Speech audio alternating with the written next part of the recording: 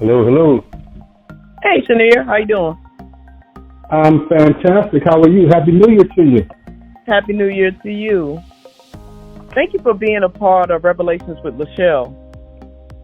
Appreciate you having me. Thank you. No problem. Now, what I want to do first is I'm going to read over your bio. And then once I read over your bio, I'm going to go into a couple questions, okay? Okay, sounds good. All right. Mr. Chenier, since the age of 5, while many kids enjoy gaming and watching TV, Chenier Wilson found excitement through singing. In Queens, New York, where he was raised, the church was his audience, and it was the breeding ground for his captivating voice.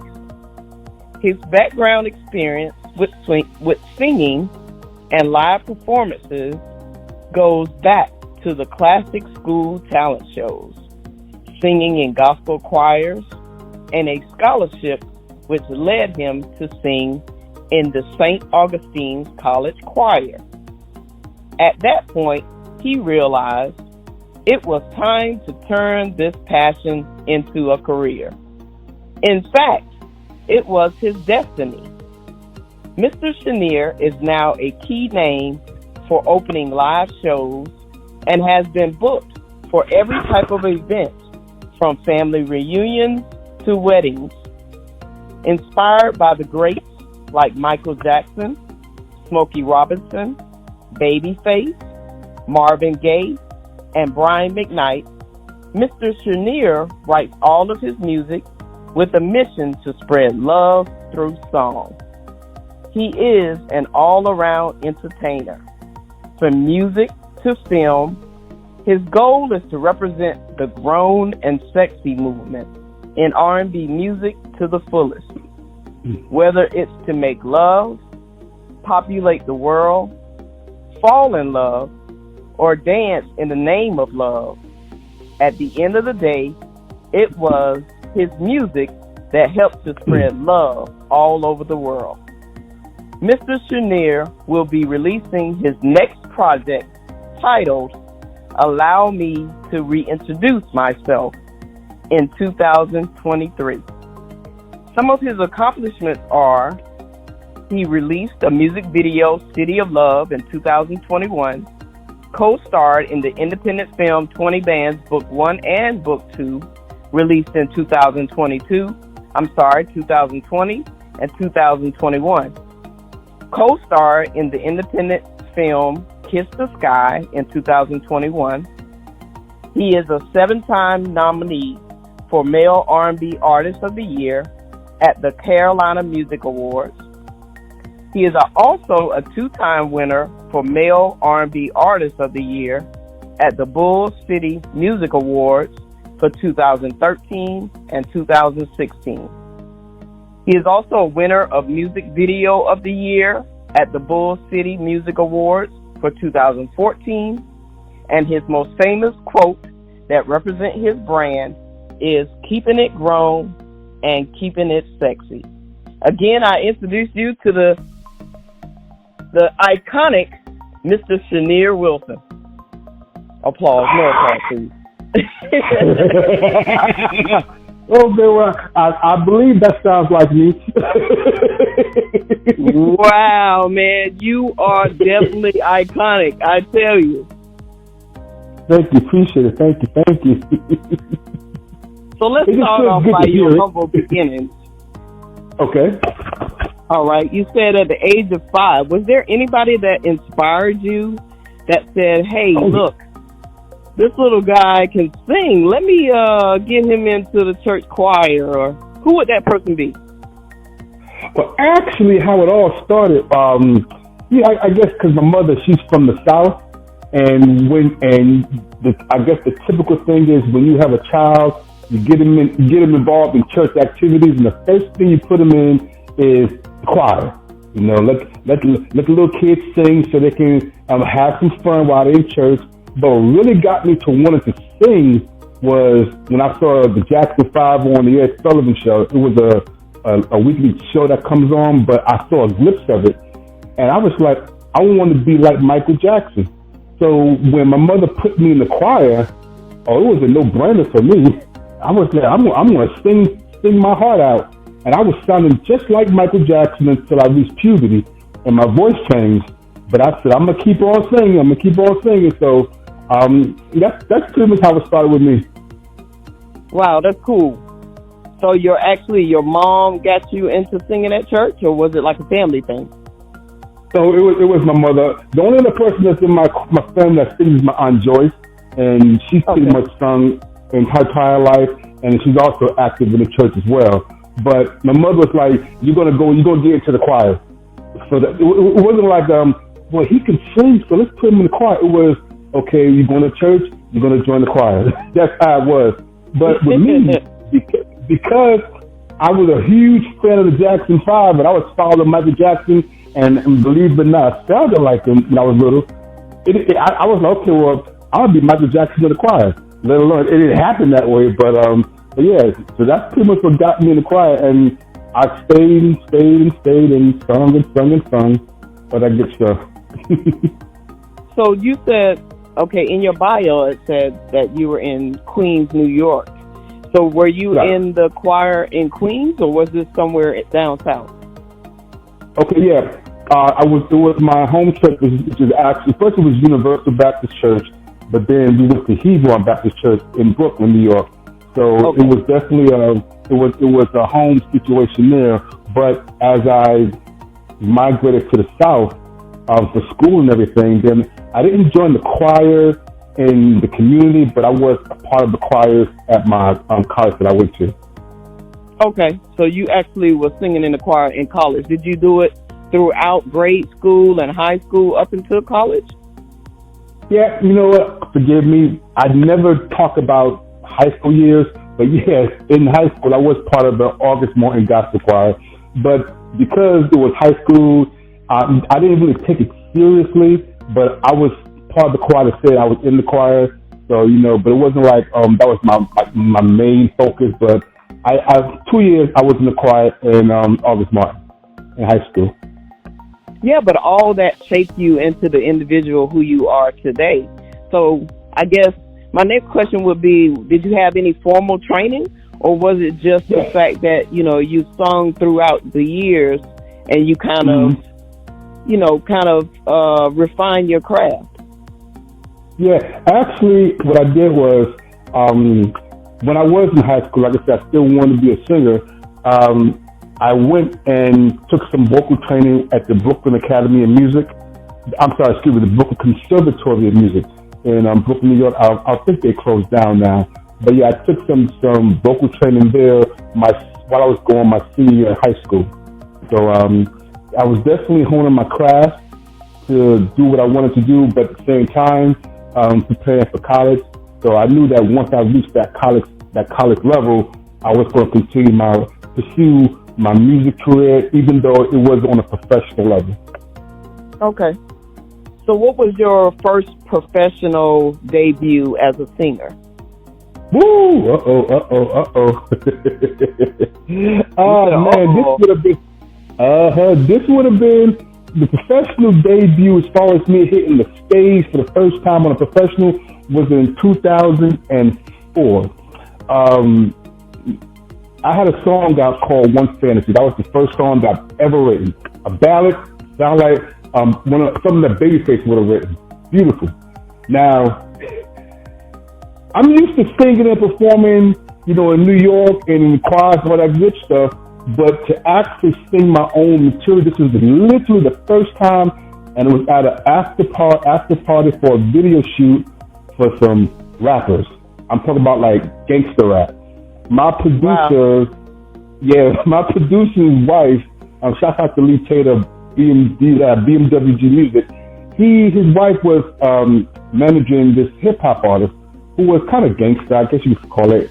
And they were having an after party and they wanted some performances. Now this is like Michelle completely not knowing how to be an entertainer at that time. Doing my own music. In church, it's fine. We doing teleshows, it's fine. But when you're doing it on a professional level, it's a little different. So, think about it. I want you to picture this. You have a room 95% men, 5% women. Now we just did a gangster video, and they're having an after party, and I'm about to go on stage and sing a ballad, a slow ballad to a whole bunch of. Just think about it now. The whole bunch of dudes, and they're all looking at you with the mean look like, what you gonna do? You know what I'm saying? And right, the they ready women for that you to was bust a there, move or something, right? right, exactly. But I'm there prepared to sing a love song. I was like, something don't feel right about this. But the women, though, they were huddled in the back, sitting back there, I guess, minding their business. So, of course, it didn't go well because I couldn't see myself sing a love song to some dudes. So, my voice was all shaky, my hands started getting sweaty, and they were looking at me like, are you kidding me? So, the first performance didn't go well at all, but I learned how to read your order. What I should have did, if I was to go back, would have been, before I did anything, call the women to the front. You see what I'm saying? Right.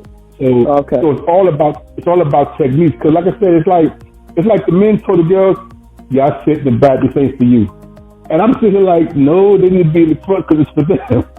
But yeah, it didn't go too well. So I said, okay, let's go back into the drawing board and revisit how we're gonna make this a professional thing for real. So that was my first profession. So was that your first and only time experiencing a crowd that was really not feeling you?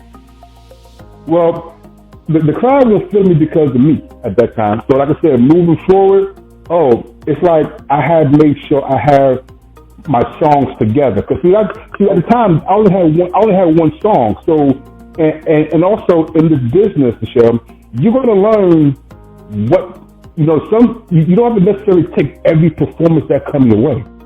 Not every performance is for you. And I learned that over the years. See, like I said, in the beginning, no one taught me the certain things to do on stage, how to move and things like that. I kind of picked those things up by watching the greats. Shouts out to Michael Jackson, rest in peace, Babyface, R. Kelly, Chenier Wilson. Keith Sweat. I watch these performers, and I see how they move, and I see how they do their shows. So if I was ever in that position again, which I was, I came prepared that time.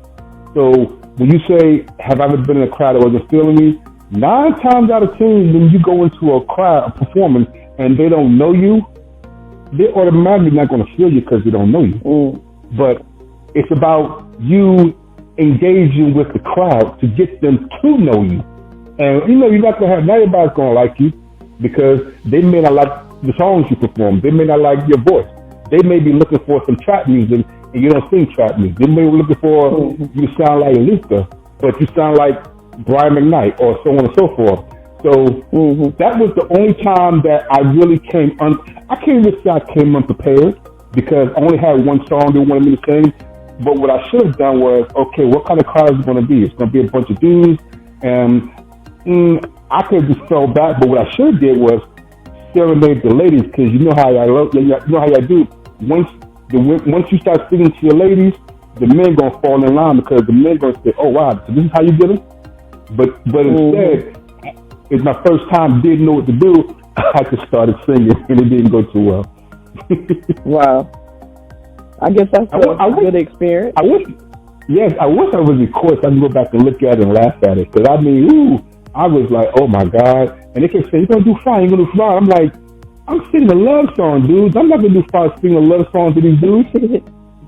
But like I said, that was my first time, but it just took one time for me to be in that position to say, okay, well, I gotta make some changes. So now when I go anywhere to perform, I will have my music, all of my music with me. So if I see the crowd is rowdy, okay, I'm not gonna sing no ballads to no rowdy crowd. I may turn around and sing some dance music, get them hyped, they're already hyped, but get them jumping, get them in the groove, So it's all about strategy when you're on stage. It's all about strategy. Yeah. You read the crowd, and then you give it to them. I mean, give it to them. Now, that experience, did it take you back to the drawing board where you actually came up with another song after that experience? Yes. After that, because unfortunately, around that time, the ballads was kind of being pushed on the backside because hip hop was getting bigger and bigger as far as in the South, it's on an independent level, and also you start having artists like Chris Brown come out to where the music changed. I mean, the ballads were still there for the adults, but for the younger generation, they were kind of shying away from that. So I was just just listening to my usual music, and R. Kelly came out with "Step in the Name of Love." Mm-hmm. I was like, oh, I can rock with that. So that's when I said, I had multiple songs, but I needed a song that I knew that can grab everybody. So I came up with a song called "The Night," and it was a stepping song. And I was like, okay, well, the song is hot, but I need to do something to get the people involved with that song. So that's when I came up with the Slide and Rock. Now, here's where the test came in, Michelle. Okay, I told you about my first situation where it's 95% men, 5% women. Later on, when I first did that song, it was a club in Raleigh, and I may have been one of the oldest in the club, and I was on a kick with the other artists, and my producer, the way he does my tracks, if you were to close your eyes, you would think that it's a live band playing. And when they introduced me and the music came on, because it was different than what everybody was usually listening to, their eyes was like, who is? And then when I started singing and the music started hitting, I mean, Michelle, you know how you get some y'all women get together, y'all dance with each other? They started huddling around, started dancing and everything, and the fellas started bopping their head. And you know how we do. If we start seeing y'all dancing, we gonna come over there and try to get involved. And I looked around and and I looked around and I saw all these young cats dancing. I said, I got it. Because and then when I did the Slide and Rock, they all joined in. So you had a whole group of people in this one venue sliding and rocking. So now when I go perform, and if there's anybody there that knows me, first thing they say is, yo, Mr. Chenier, we gonna be sliding and rocking tonight? And I'd be like, of course. And then it happened again. This time, this was the first performance that I didn't do too well at. Another situation, it was 95% men, 5% women. But this time, about 3 of the females that was in the building, I knew. So I walked up in there, and I said, okay, this is what we're going to do. And I told my 3 friends, I said, look here, I need y'all to do me a favor. I said, when I start doing my song, I need for y'all to get on dance floor and start dancing. And I need for y'all to go take any dude you see and bring him on the dance floor. And they looked at me like, I said, trust me, it's going to work. They said, all right, we got you, Mr. Chenier. So when I got introduced, once again, the music hit, the fellas was looking. But the girls, they must have did this turn us in the huddle. This is what they did, Michelle. They got up and they kind of walked on the dance floor while I'm doing my show, doing my performance, all sassy. You know how y'all like to walk and get attention. And they did that like they were part of the show. And then they did a little 2-step, and then they went and picked up some dudes out of the crowd. And everybody was like, oh, you know how everybody like goofed each other up. Next thing I know, when it came time to slide and rock, something in me said, everybody on the dance floor, get behind me. And everybody got up. Michelle, that whole place started sliding and rocking. So if it was 95% men and 5% women, then there had to be some dudes like dancing by themselves, or they were bobbing in the corner or something. You know how we do, we bob in the corner. But when it came time to slide and rock, oh my God. It's the fact that, okay, put like this, when it was over, one of the guys said, yo man, do you do barbecues and cookouts? Because that became one of those type of songs where, you can go to cookout and you get your family involved, everybody dance like the electric slide. So I had these people slide for those who, like I said, for those who can do it, you know what I'm saying?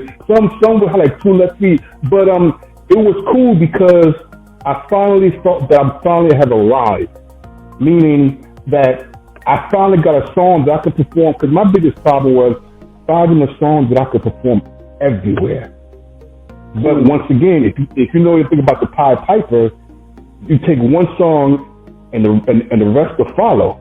So when I do that song, I mean, and everybody be rocking to it. Like I say, you got dudes saying, "Yo, Mr. Chenier, we sliding and rocking."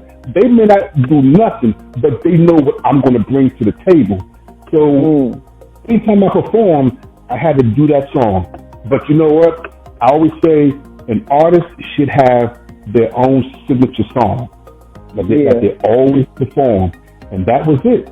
That was it. I said yes.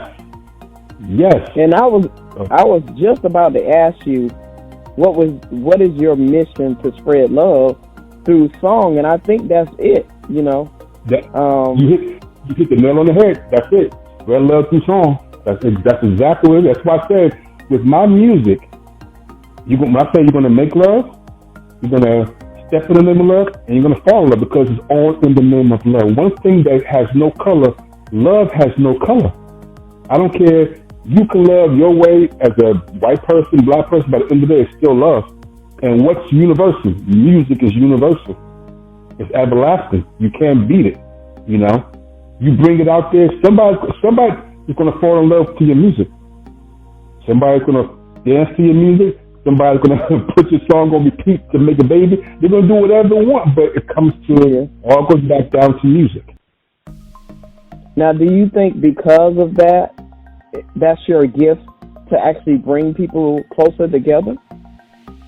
I believe it is. I had a buddy of mine, actually, when I did the song on Fantasy, and he listened to it, and he came in and worked the next day, and he said, "Man, my woman plays this song on repeat all the time."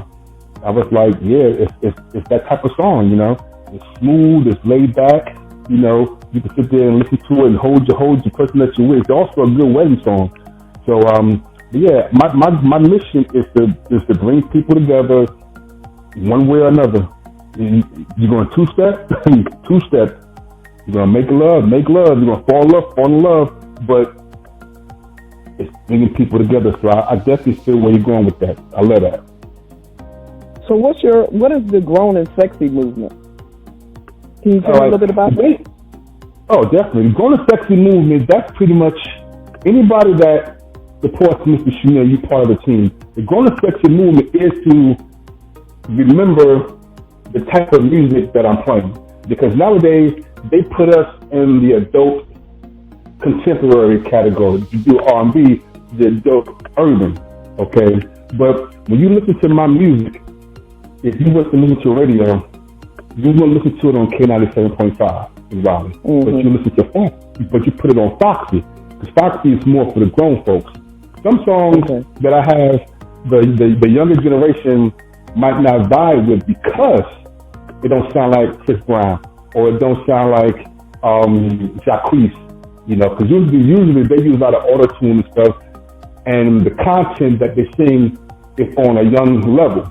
The Grown and Sexy movement is for adults, you know. We come out, we represent.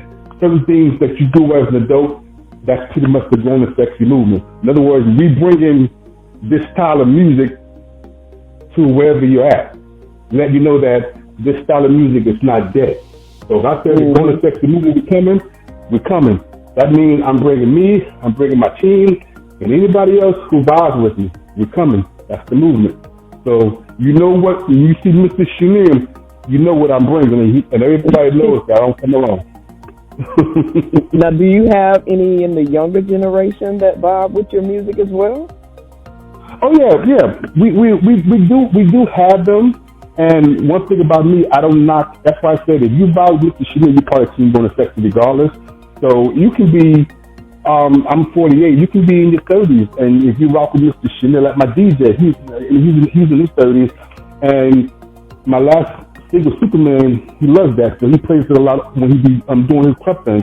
So yeah, you do have some, but it's not like I'm doing music for them, for the younger generation, because I have a huge fan base of my own peers in my own age group. But I don't exclude anyone who wants to listen to my music on a younger level. Actually, I welcome that.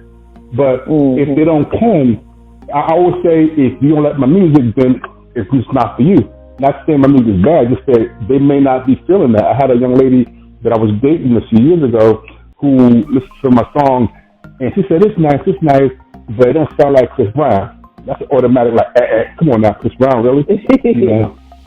So, but I believe it or not, but that's the kind of music that she likes.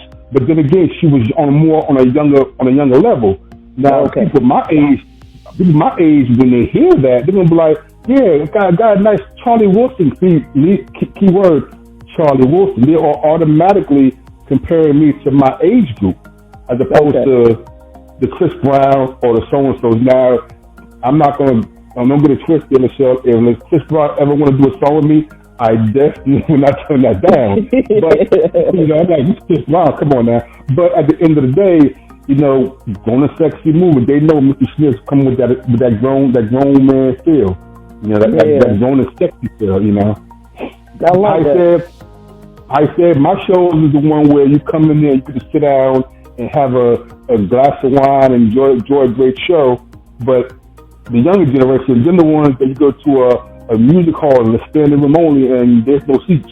So that's the difference compared to my music. But like I said, now I can rock with the young, but everybody knows Mr. Schmidt brings that grown man feel to the forefront.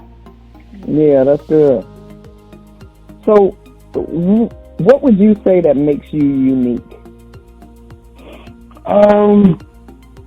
What makes me unique is that I always want to give a show no matter what I do. For example, if I'm hosting an event, okay, you know how some people host, hey, welcome to so-and-so. No. I got to be over the top. In other words, I'm gonna give you a show as a host. I'm just not gonna host and be simple. There's times where I host an event and I even perform at the same time. You know, I'm the one that I want to make sure that I call myself Mr. Showtime at times, because everything I do is gonna be on a showman type situation. Nothing simple, nothing to the point. We're gonna go above and beyond every time. Every time. Even if I do one song, that one song is gonna be done on a show type situation. You give me 5 minutes on stage, I can do 3 songs in 5 minutes, because I'm gonna give you a show. It'll be in a medley form, but I will give you a show. I'll tell my dancers, I only need you for one song. They're gonna still charge me for a whole show, but I want to make sure that when you leave Mr. Chenier, if anything I do, you're gonna remember Mr. Chenier. You're gonna say, I enjoyed the event. That host was this, or Mr. Chenier was this, or his show was top notch. Because I look at it like, y'all coming to see me, y'all coming to experience Mr. Chenier. I want to make sure you experience the hell out of me. So I do that on anything, you know. That's no. And you know what? I cater that to the Motown era, because if you remember anything about Motown, every time they did something, it was like top notch. Yeah. They just coming, even if it was one song, they were dressed to the T. They had the Temptations had a little steps going on. One song and blows you away. So that's what I want. That's what also makes me unique, is I take from the old school and I bring it out to the new school. With what I incorporate that with what I got going on, you know, and that's another reason why I say grown and sexy movement, because if you know anything about them, you know, you may see me crowd wearing a suit to perform. You know, I mean, you never know. I mean, I want to make sure that you remember anything that I do, so you can't say, "What's that guy's name again?" No, you gonna know who Mr. Chenier is, because I'm bringing you all of me, so I'm very unique. Don't expect me to say you're gonna just gonna sing. No, I'm not gonna sing. I'm gonna perform. I tell people all the time, I don't sing. I perform. I entertain. I bring you on the stage. I would do all types of things. I tell women now, if you come on stage and you brush your husband, you already know what happens when you come on stage. That's their conversation. But I get that's what makes me unique. I'm going to give you a show every time. So, how do you prepare for your shows? I know you said you're a performer and you're an entertainer. So, is there a certain technique that you use whenever you get ready for a show? Yeah, pretty much what I do is first I find out how long I get to perform. Then I put my show together like a production. Like I got one coming up. I have a show coming up on January 20th in Atlanta. So my shows starts off, of course. You know, I always want to prepare the crowd for what's about to happen. So it'll be a nice little instrumental or something like that. But then we get them dancing. We get them rocking. You know, and then after that, I say to myself, okay, if you start off a show always with me by dancing. Get them moving, get them grooving. And after that, then you slow it down a little bit. You know, okay, we're gonna slow it down. Y'all sit down, relax. Then it's storytelling time. Storytelling time is where I start talking to them. You know, and by doing this, you're engaging with the people. You know, I mean, anybody sit there and listen to somebody sing all day, blah blah blah, but you want to engage. You want to let people know y'all are part of the show. Then of course we get a little grown and sexy. That's when, hey, if I bring you on stage and you allow me to bring you on stage, you know what's about to happen. You know, and then once we have all that good stuff put in, then before I leave, we get them dancing again. So it's like we get you started dancing, get you hyped, then we calm you down, rest your feet, give you a show, tell you some stories, then before I leave, we get you dancing again. So that's so your whole set. Your whole set is multifaceted, man. Oh yeah. Like I said, you give me since me to say I don't like to be on stage for just one song. No. Give me about at least 15 minutes because I want to give the people a show. Like I told you, that's what makes me unique. I want a show. I want to give people a show. I want to give you, and when I do this, I also have my dancers. You know, so it's going to be like you paying to go see a Charlie Wilson, Keith Sweat, Beyonce, if you like Beyonce, you getting a great show. You know, so I give you everything. I don't just give you little bits and pieces. Now, my song selection, of course, that may change, but there's always songs. Like I said, you have a signature song that you always want to hit when you're on stage, and we're gonna always slide on that. But like I said, if I have a new song, like right now, my Superman is my latest single, so when I'm performing in Atlanta, I'm definitely performing that. But here's the key. I'm not going to perform it the way the song is on the radio, on a CD. I'm going to perform it the live version. And with the live version, I can do all types of stuff in it, you know. So, like I said, I give people a full show when it comes to me. There's not going, like I said, three things in my song, on my shows. You're gonna step in the name of love. You're gonna want to make love, and you're gonna fall in love. Because I see now, Lachelle, if you give me a show set, I will sing my slow song. I will sing a ballad now, and I will slow it down because see now I know how to work it now. In the beginning, I ain't know nothing, but now I know how to give a show. Put it like this. You ever come in my show, Michelle? Matter of fact, I plan to be in Charlotte sometime this year as well. I definitely keep it posted. You will see how I get down on stage. You know. Yeah, I want to check that out. I didn't know you do all that. I know you were, top notch, but I didn't know you did all that. Yes, I give a show. I give a show because, like I said, that's what they did. That's what they did back in the Motown era. They gave a show. Yeah. And that's what I feel all artists should do is when you're on stage. Don't just hop around on stage. Give a show that people will remember. Yeah. One where people are talking about while they're home, driving at home, or talking to their girlfriends. Girl, you missed a great show. You know, those things make you feel good when people talk about you like that. But in order to do that, you got to give it to them. Now, what would you say is your strengths and weaknesses? My strength is the stage. That's my strength. That's my second home. But my weakness is sometimes I procrastinate. Like I could have a show coming up on Friday. Let's have a show on Friday. I probably won't stop. Now my dancers, they're good. They're already set. They're ready. You got that routine together. Me personally, I probably won't start rehearsing the show until about Wednesday. Wait a minute now. So if you have a show when? Saturday? If I have a show on Friday. On Friday. Okay, if I have a show on Friday, like I said, my dancers, now what I mean by that is my dancers, we always make sure that they have their dance set together. We already have the rehearsals for that. But me, I won't start rehearsing myself by myself until about Wednesday. And I guess the reason why is because it's my songs that I'm performing. So there's no, and also here's another reason why it's my weakness, but at the same time it's also a strategy, because when I'm home, I might just answer my own question. When I'm home, I can practice all day how I want the song to go.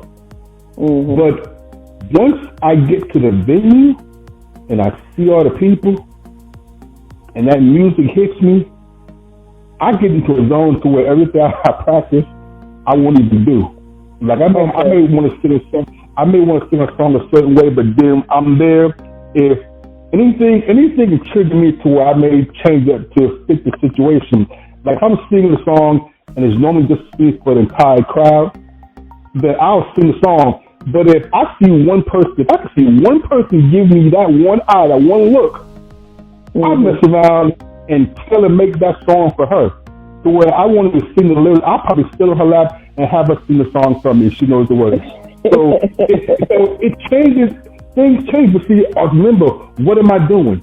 I'm engaging with the crowd. I'm giving them what they want. I gave that woman 15 seconds of fame right there just to be part of the show, you know.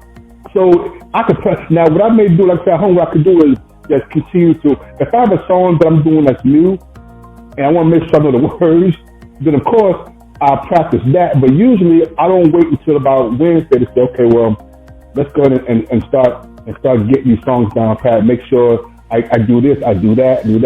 Knowing in my mind I'm going to pretty much change up by the time I hit stage. So actually your weakness is a strength, really. That's what I'm saying. But that's what I'm saying. Cause my mother like, what are you doing? I said, I'm laying there by TV. Have you started rehearsing? Like, no. And now I'm like, okay, it's Wednesday. Let me go ahead and get together. But then by the time I get on stage, I'll be like, I ain't doing nothing but practice.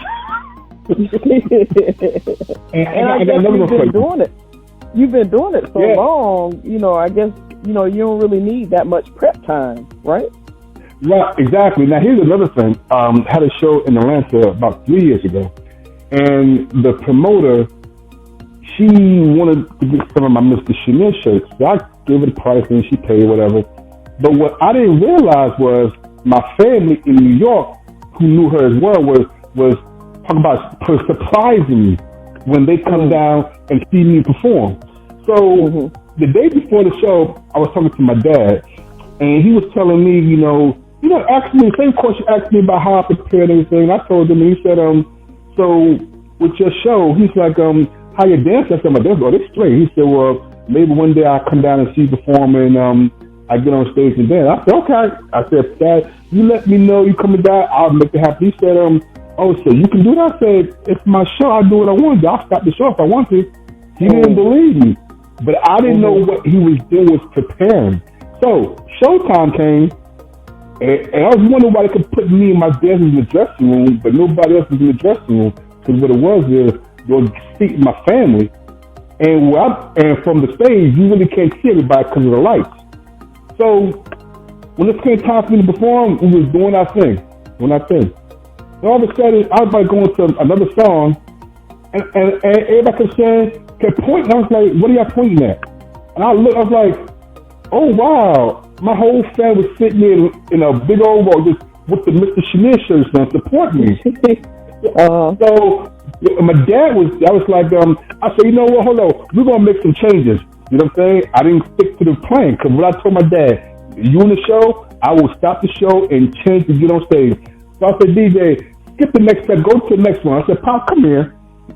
And my dad came on stage, and the song that they played next was a dance song. So I said, I'm gonna give you what you asked for. So the whole time I stood on the sideline singing while my dad was dancing with my dancers. Oh, I wow. said, he loved it, and it's funny because my dancers, like I said, you can tell. Shout out to my dancers because you can tell some good dancers. They can. With my dad, because he's in the 70s, so don't expect him to sit on his head or nothing. So he was doing his little moves, and my dancers was dancing with him as if it was choreographed. I said, you know what? I'm gonna stay on the side here and let y'all have fun, and I'm gonna sing the song. So so I would change up my show for whatever reason, but that's usually it. But here's the thing though, like I said, I wait till the last minute to do it. So like I said, it's also my strength. You taught me something today. Okay, so really I don't have the weakness then. Yeah, really you don't. That I can think of. No. Especially when it comes to the stage. Now I'm pretty sure there may be some things that here goes one. I want to be able to flip the microphone in my hand like R. Kelly does it. The reason why I don't do it on stage is because I don't want to mess around and drop it. I've seen other people do it and drop it, and they laugh about it, but that I don't want nobody to laugh at me by dropping the microphone. But one day I'm gonna skip that joke like it ain't nothing, and be like, boom, there you go. They may think it's a part of the show. Yeah, and you know what? And let me tell you about that. You're gonna laugh at this. I did a show where it was me and my dancers, and the microphone that I was using, the back part of it, the keep the battery in, was the DJ didn't have one. So pretty much whatever you do on stage, you just sing, but don't hit that battery because it's gonna pop out. I'm like, okay, what's with me? I switch hands a lot. I get into it. Song was going good. Song was going real good. Then all of a sudden, I did a move and I was singing. I wanted to hear myself, and I looked at the microphone, and the battery had fell on the floor. I saw something silver drop, but I didn't think it was the battery. I looked down, the battery was on the floor. So what did I do? My dancers saw it, but they kept on dancing. I was dancing, and I bit down, bit down, picked the microphone, the battery up, kept dancing, put the battery back in the microphone, and kept on singing. I said, and nobody noticed. I was at a fashion show. So the runway type situation. So if they were paying attention, they would have sort of, and the battery was silver, they would have sort of pop out and fall. Because there's no way you could not have seen it. But the fact is, they say when an error happens or you make a mistake, you keep on going. You keep on going. Yeah. So if I was to flip the microphone and it falls, I'll turn it into a prop. I just haven't wrapped my mind around it to say, okay, well, if the microphone falls out your hand, just pay no mind. See, once it's in my mind that I can use it as a prop or part of the show, then I'll probably do it. It just ain't got to my mind yet. Wow, and that'll be really creative to do that. That'll be real creative. Yeah. Oh yeah. When you I tell people, when you're on stage, it's your time to do what you want to do, and sometimes you don't get that one time to make a lasting impression. So whatever goes on stage, when you're on stage, you make sure that you give it your all, and you make them remember you. So even if you make a mistake, there's times where, like when I first started singing the song Tonight, I'm still trying to remember the words to my song and doing it live. So the second verse, I kind of mumbled it, but no one knew it because they didn't list. So when you are on stage, you got to make sure that you do what you can to give a great show. Any type of mistakes you make, keep it moving. Patty LaBelle, how many times she done messed up she don't remember the words of the song, and she'll sing, I don't remember the words of the song. She will keep the party going, even though she done messed up. Because it's the professionalism that you gotta have. When you're on stage. And that's my take to you. You got to be professional. You got to be professional. Now, what are you passionate about? Do you have anything that you're really passionate about? I'm passionate about this music. I'm passionate to where sometimes they call me, I can be real anal, especially if it's something I'm doing musically that has my name attached to it. I used to do a show called The Matter Soul, where each month I bring out some R&B acts, to provide a platform like the hip hop artists do, and my name's on it. So if it don't go well, they're not gonna say, well, Cheryl, she didn't sound good to them. They're gonna say, well, Mr. Chenier had some performance that didn't sound good. Keyword, Mr. Chenier. So when I have things go on, I want to make sure that the show goes according to plan. So if I say something as simple as, Michelle, I need to have all artists, including you. You open up the show. You need to be there at 9:30 to just make sure everybody's in place, and you come in at 10 o'clock. And then I get pissed.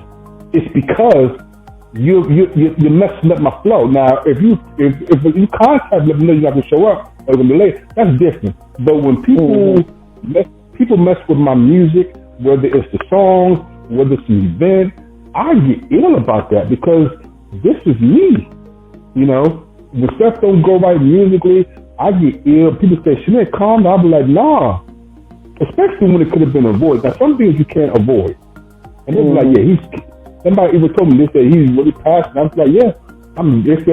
Sometimes they say, don't deal with emotions with it. I was like, what?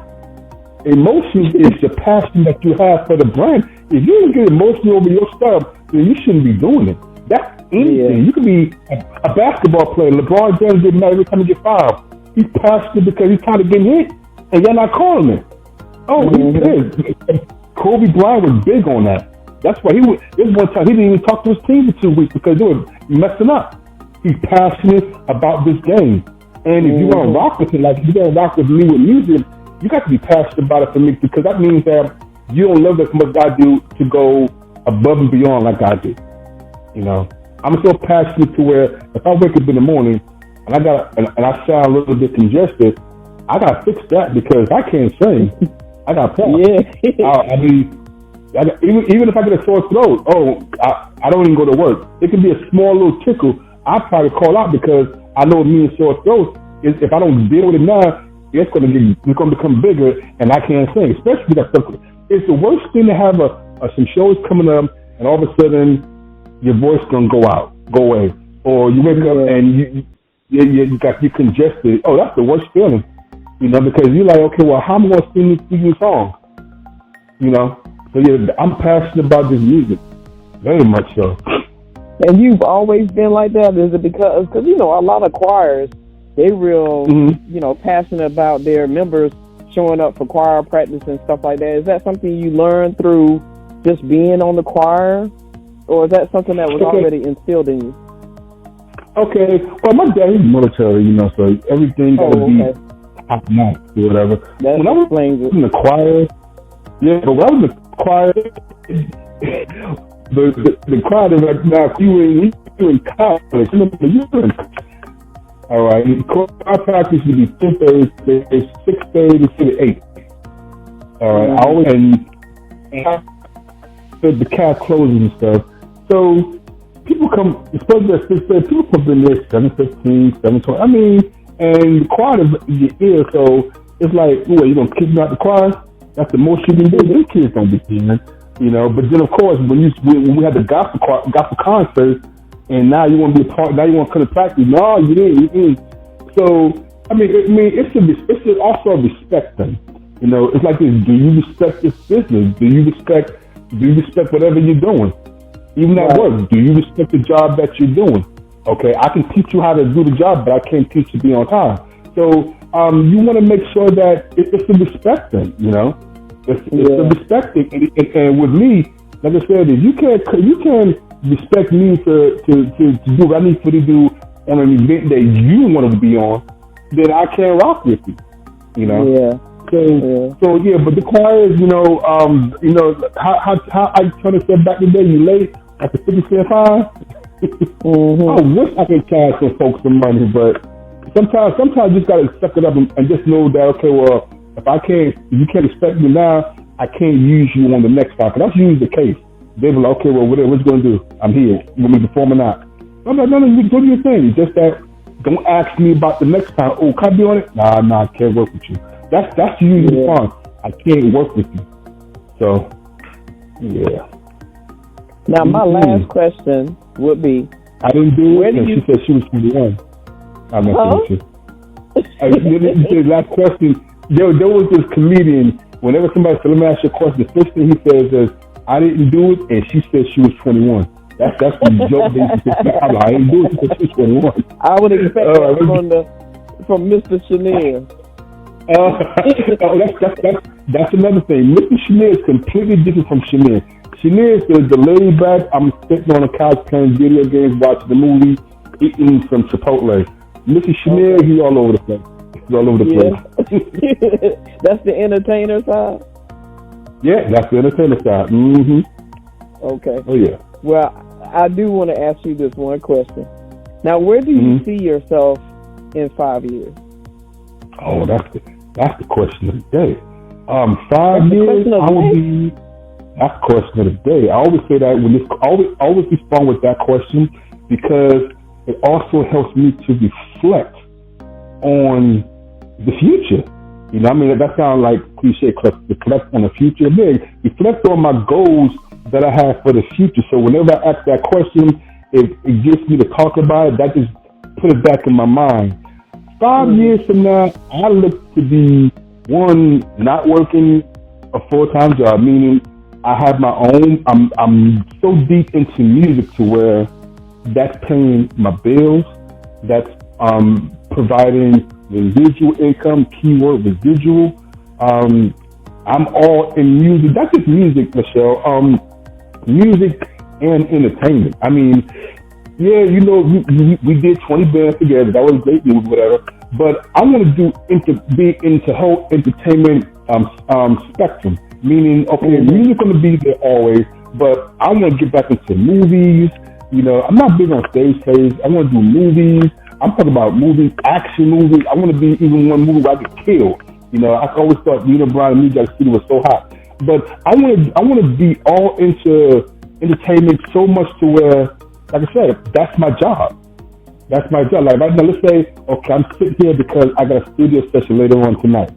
But that's paying. You see what I'm saying? So I want to be deep in. I also want to be so financially straight that my kids, grandkids, got some money. Now, luckily, my kids don't have kids that I know of. But at that point, that's where I want to be. I want to be so deep to where I'm living like the Rockefellers. You know. Wow. Now people may be like, that's not gonna happen. You never know what can happen if you put your mind. Yeah. Yeah. So. Like R. Kelly, I believe I can fly. Okay, well that could be a metaphor, but you don't know what fly entails.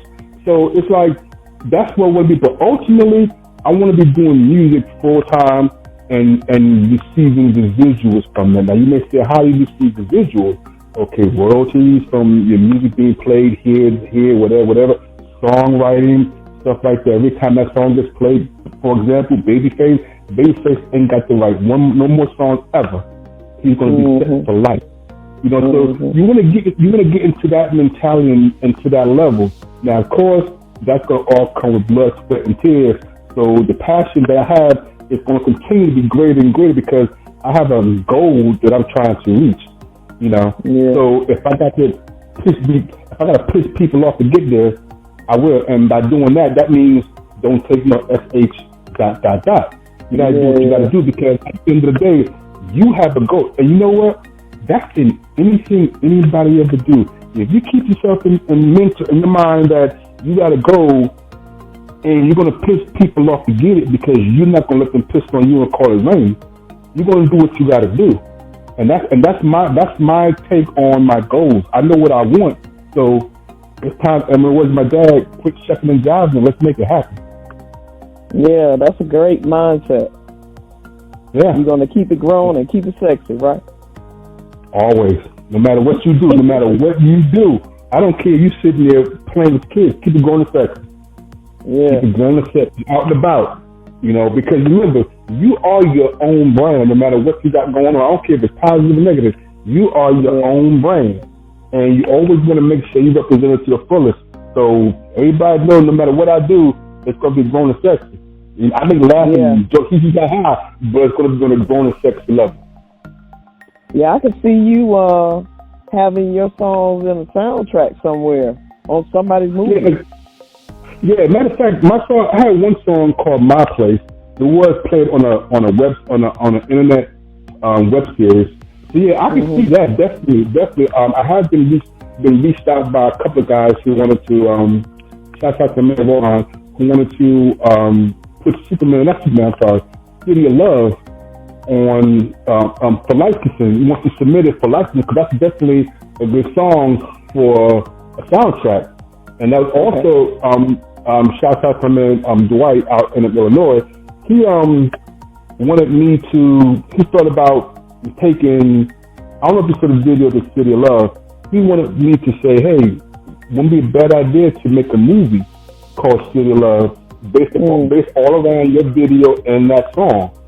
I was like, "Now watch this now, Lachelle. I have access to hellified videographers and cinematographers, screenwriters. So you may say, well, what's stopping you from doing it? Me. That's it. I'm like, all I gotta do is write it, submit it, and start filming it. And I said to my son, like, it's a blessing to have access to all these different resources. And 20 years ago, ain't none of us had any of that stuff. So it's definitely a blessing that I'm actually, believe it or not, I'm gonna tell you a little secret. I ain't working on a screenplay, but it's gonna be called Allow Me to Reintroduce Myself. You know, so it's gonna be. I want to do it to where it kind of reminds you of how, like Prince did his movie Purple Rain, where he included all the songs in the movie with his songs. Yeah. So that's what your next project is. That's what I'm working on, but I ain't put it out there. So you're the only person that know that, okay? Well, now you know you on my radio show. I was about to say, and now the whole world knows. Okay. Well, maybe not the whole world, but you know. Yeah, all your listeners. So be on the lookout. So I guess I'm going to say be on the lookout. Mr. Chenier is working on the movie, and I'm putting it out there too.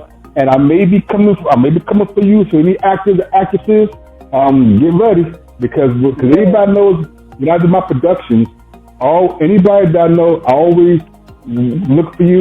I always tell you whatever you do with me, you can take and put that on your resume. Because a lot of folks want to come out. We're going to give our listeners some ways to get in contact with you or to find out more information about you too. So go ahead and finish what you were going to say. Right, because a lot of actors and actresses, I'm pretty sure I'm all over the place with this right here. They want to be a part of stuff, but don't take advantage of the opportunity moving forward. So I had you in my video. Okay, make sure you put that on your resume. So they may say, what have you done?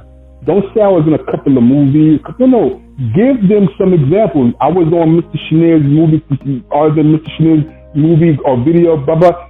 Send them a link so they can see you in action. Two things are going to happen. One, they're going to see you in action.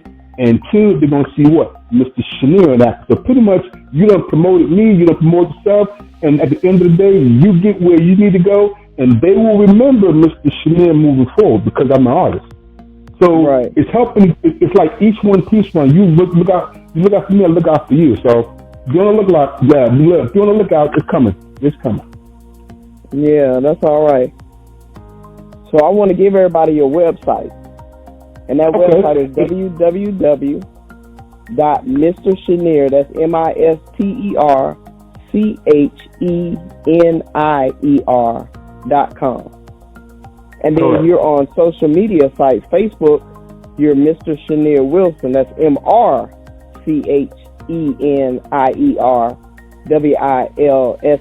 Mr. Chenier Wilson. And on Twitter, you are I am Mr. Chenier, and that's IAMMRCHENIER. On Instagram, you are also I am Mr. Chenier, and people can find you on YouTube at www.youtube.com/user/SYXXTHREE and the number 74. So that's all right. You got a lot of social media sites, and you got your own website. That's cool. And I want to thank you so much for putting that out there, because if you'd asked me to do it, I've been in like, what's my Twitter account? I've been that. Thank you so much. Well, not only do I want to get you on the show, but I also want people to check you out. You know what I mean? I want to kind of, promote you out there, get people to kind of take a look at you, follow you, see where you're going to be at, so they can possibly go to some of your performances. Oh, I'm already intrigued, though. Yes, and I want to thank you for putting me on allowing me to come on your platform, because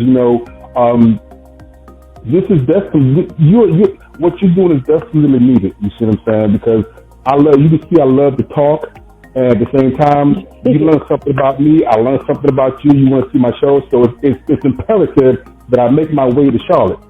It's definitely everybody has a. Go ahead. I'm sorry. Yeah, because like I said, when you tell me you want to see my shows, in my mind it's like, okay, well, how can I make it possible for her to come to my shows? And I'm like, oh, I've been in sort of her. If I give me a platform in Charlotte, let you know I'm in Charlotte. All right. And that's what I do. I'm not that kind of person where I wait for an opportunity to come. And I put that on my Facebook post for New Year's.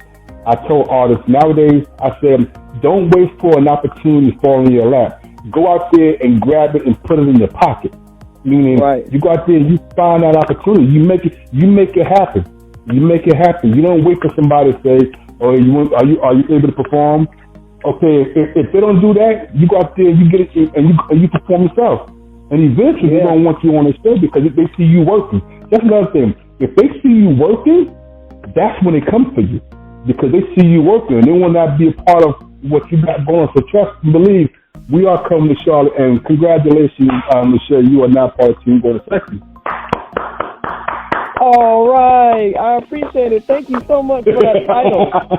I'm going to have to put that on my social media site. I am now officially a member of Grown and Sexy. Team Going to Sexy. Yes, you are. The Grown and Sexy movement, definitely. Which also means that, and also we support each other. Because once they see me supporting you, they're going to cross support me, because I support everybody. My manager always tells me your level of support will never be matched. And I don't care about that, because I'm gonna do what makes me feel good.